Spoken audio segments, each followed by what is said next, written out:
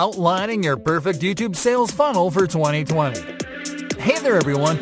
These past training lessons have walked you through the manual strategies that are going to get you started on the right foot.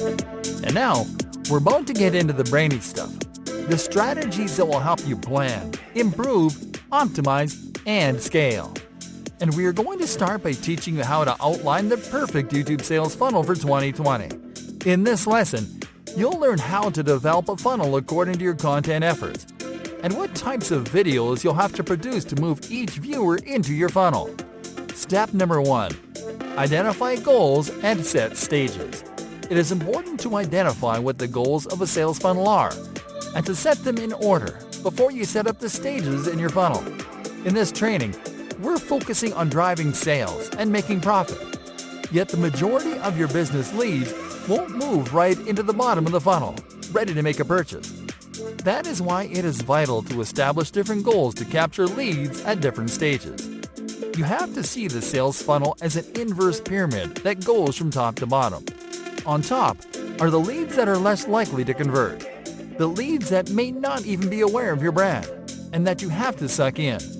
In the middle are the leads that are aware of your brand and are interested in your offer. And in the bottom are the leads that are ready to get their hands on your product. Let's establish goals for each stage in the funnel. At the top of the funnel, your goal is to drive awareness. That is, awareness about your brand or your product or your service. The intention is for the user to become aware that you exist, regardless of their desire to consume what you offer. At the middle of the funnel, your goal is to drive interest and consideration. Once a lead sees you as a trustworthy authority, they'll keep hanging around, watching your videos, either because you are a trusted source of information or because your products offer a real way to solve an issue or need in their life. Notice that at this point, you can also drive desire. This means that the lead is not only considering your product, but is actively desiring your product.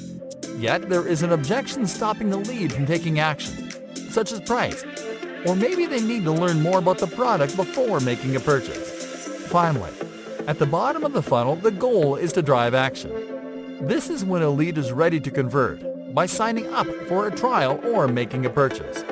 Step number 2. Make a content audit. The next step is to audit your channel to make a content inventory. What you'll do at this point is to check the content that you have in your channel and to take notes about the different types of videos that you have produced. And you are going to analyze how each video can help a lead move from one stage to another. Doing this will help you to better identify at what point of the YouTube content life cycle you are in. For example, you might find that you have more videos that are simply optimized to help people find your videos on YouTube, but that don't push your brand or products too much. Or you may find that you have lots of videos that are centered on your products and that are designed to put viewers in the mood for purchasing. By taking inventory of the different videos you have, you can fine-tune your content strategy to match the goals you need to achieve at each stage of the funnel. In other words, you can find out how many videos you have to create to have an equal number of videos for each stage. This is especially helpful if you're just getting started. Step number 3. Plan your content mix for each stage of the funnel. By this point, you know the mindset that will push viewers into each stage in the YouTube sales funnel, and you have a clearer idea of the type of content that you need to produce to balance things out.